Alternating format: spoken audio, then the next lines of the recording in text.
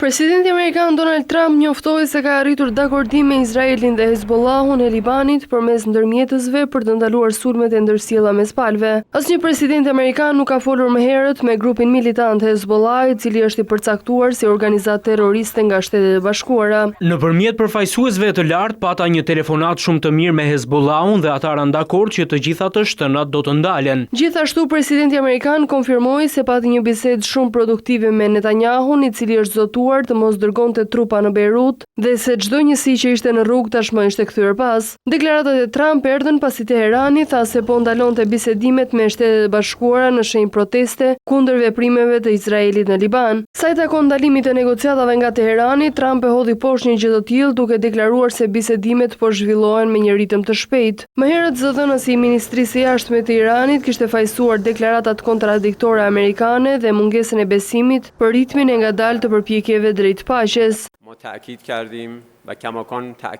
Kësaj duhet i shtohet edhe aktori përçarës që gjithmonë ka penguar çdo proces që synon uljen e tensioneve në rajon, përkatësisht regjimi sionist. Ka përgjegjësi përsëri takon Shteteve të Bashkuara. Ne nuk mund të shohim Shtetet e Bashkuara dhe regjimin sionist si dy aktorë të veçantë dhe të pavarur që veprojnë të izoluar nga njëri tjetri. SBA dhe Irani kanë shkëmbyer sulme sporadike që nga nisja e armëpushimit përfshirë edhe gjatë ditës së sotme.